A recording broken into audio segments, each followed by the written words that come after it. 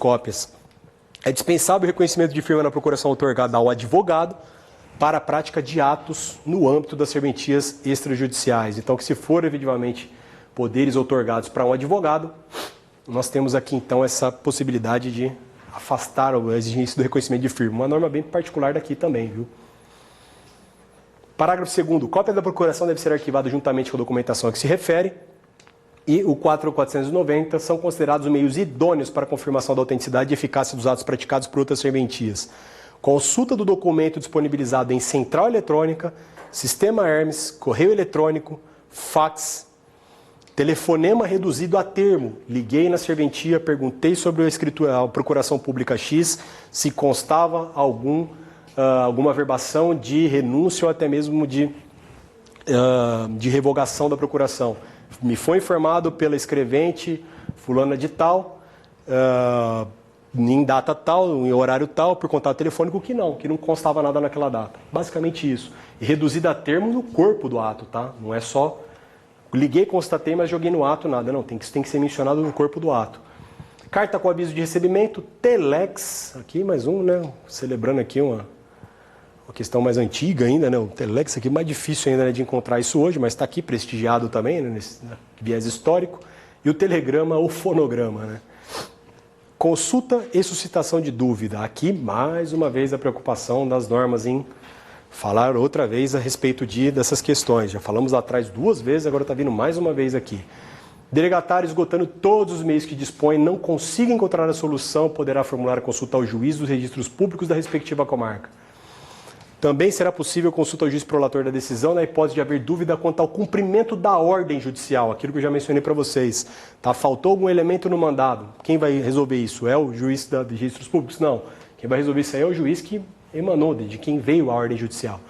Impossibilidade de realizar o serviço determinado, sempre formalizará de uma vez só a negativa em documento escrito, seja eletrônico ou em papel com timbre da serventia, contendo exposição clara e objetiva dos fundamentos da recusa. Identificação do responsável pela análise da solicitação, a indicação do número da guia administrativa, se for o caso do protocolo, e a possibilidade do interessado requerer a formulação de suscitação de dúvida. E o delegatário dará ciência ao usuário dos termos da recusa por meio idôneo, imediatamente ou em data aprazada. E fica facultado a adoção de formulário padrão. Tá? Então, cuidado. Tá? A recusa aqui que eventualmente pode gerar uma suscitação de dúvida, ela tem que ser sempre um documento escrito, tá? Seja eletrônico ou até mesmo em papel com o timbre da serventia. E a exposição é clara e objetiva dos fundamentos da recusa. Tá? Não é simplesmente uma menção genérica de uma nota devolutiva. Tá? Então ela é clara e objetiva, inclusive para que o leigo, né, que é o usuário da serventia, tenha ciência. E muito cuidado, tá? Que a grande diferença entre a nota de exigências e a suscitação de dúvida é justamente que a nota de exigências ela tem por objetivo o público em geral. Então a linguagem é lógica, ela é um pouco mais tranquila e mais clara. A suscitação de dúvida ela é formulada para um juiz de direito, um operador do direito. A suscitação de dúvida, ela, lógico, ela vai ser mais elaborada e mais técnica. Tá? Então, lógico, né? Eventualmente, diante de uma prova, até mesmo de segunda fase, você nunca coloca numa suscitação de dúvida a mesma linguagem de uma nota de exigências. E também o contrário não deve ser feito. Por quê? Uma é para o público em geral. Ele tem que entender aquilo que ele deve cumprir, obrigatoriamente. A outra suscitação de dúvida, você vai defender a técnica estrita para um juiz de direito. Então não adianta levar uma linguagem muito simples para ele, porque pode prejudicar, inclusive, a reanálise, né, do título, que eu falei para vocês, que é o juiz de requalificação. As notas de recusa deverão ser arquivadas em pastas em ordem cronológica, a fim de possibilitar o controle de eventuais exigências, devolução do título, restituição de valor, depósito prévio e da observância do prazo legal. A entrega da nota de eventuais documentos deverá ser comprovada mediante recibo, que ficará arquivado na serventia. Vejam que tudo que acontece na serventia que entregue para a parte, uma cópia fica. Tá? Então, muito cuidado com isso, esses documentos que sempre ficam arquivados. As notas poderão ser arquivadas com a utilização de sistema que preserve as informações e permita futura atualização, modernização, substituição e entrega, em condições de uso imediato. Satisfeitas as exigências, faculta-se ao delegatário, com base nas novas informações, fazer outras exigências para adequar os títulos às necessidades fático-legais. Cuidado com esse parágrafo 6º aqui, tá? Não significa que pode ser feita exigências à prestação, tá? O tempo todo. Obrigatoriamente, faltas, a pessoa vai lá dar entrada supostamente num formal de partilha e falta simplesmente o título do formal de partilha. Obrigatoriamente não tem como o oficial do registro de imóveis verificar o futuro que vai ser apresentado ali daquele título para falar o que faltou numa eventual qualificação daquele título. Aí ele pede obrigatoriamente na nota devolutiva que seja apresentado o formal propriamente dito, que é o título. O título chega, faltam mais elementos daquele título. Aí o que acontece? Ele faz uma segunda nota devolutiva, obrigatoriamente. Agora, o que não pode é, apresenta-se uma escritura pública, ele qualifica, devolve faltando uma guia de TBI, volta, não, mas faltou apresentação de certidão, volta, faltou declaração de não existência de ônus reais, volta, faltou anuência do conde, volta e vai indo e voltando toda hora. Não, as exigências são formuladas todas de uma vez, exceto se for apresentado o documento faltante anterior que gere uma nova possibilidade de qualificação. Aí sim a dúvida vai ser reformulada, a exigência, né, vai ser reapresentada para o usuário da serventia. Tá? Então muito cuidado para não confundir isso, tá? Não é que a possibilidade. Tá? Se houver requerimento para suscitação de dúvida, o delegatário deverá anotar o incidente em livro auxiliar ou, se for o caso, em coluna própria do protocolo, com reserva de espaço para inserção do resultado, procedente ou improcedente, colher a assinatura do interessado além do respectivo endereço para devida notificação, a notificação para ele se manifestar, né, acerca do procedimento de dúvida, e o livro auxiliar poderá ser escriturado tão somente em meio eletrônico e deverá conter a indicação do número de ordem de serviço.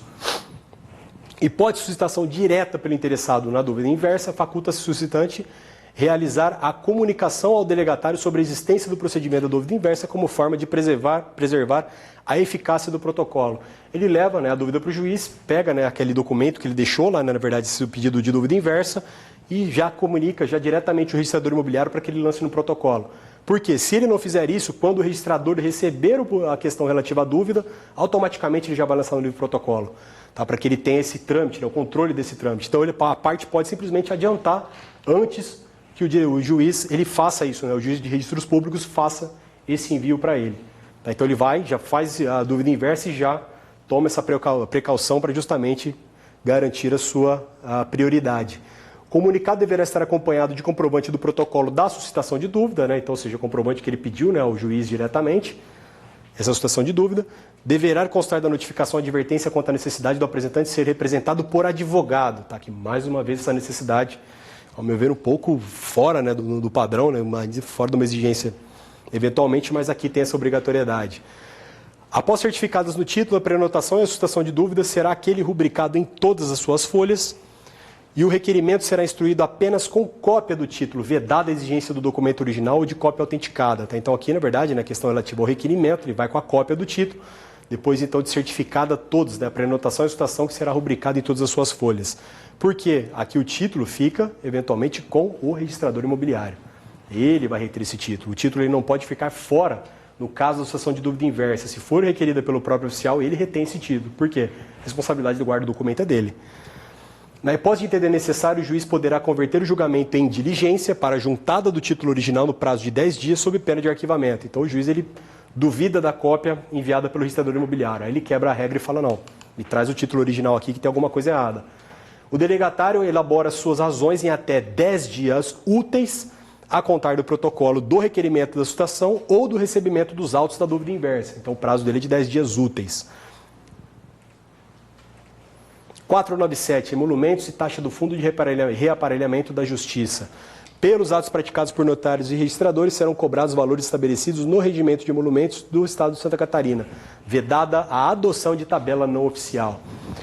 Taxa de reaparelhamento da Justiça na FRJ, se esse for o caso do selo de fiscalização, serão cotados à margem, não só dos originais, como também dos respectivos traslados, certidões e públicas formas.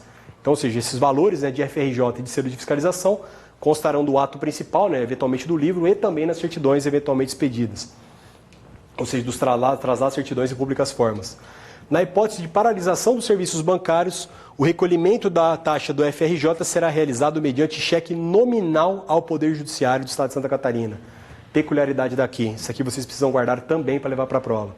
O delegatário depositará o cheque tão logo a instituição bancária normalize suas atividades. Tá? Então, ou seja, o delegatário que fica com esse cheque guardado, retido na serventia. Voltou o expediente, é ele que providencia o depósito. E, eventualmente, se alguém entrar na serventia e levar o cheque embora, adivinhem quem vai pagar o pato? Exatamente isso que vocês pensaram. Artigo 500. Ressalvados os casos legais de isenção, os atos derivados de determinação judicial deverão ser custeados pelo interessado, mediante prévia comprovação do recolhimento integral dos emolumentos e da taxa do FRJ. No caso de atos decorrentes de decisão da Justiça Comum do Estado de Santa Catarina, a comprovação do recolhimento de taxa do FRJ dar-se-á mediante a apresentação do relatório de custas processuais.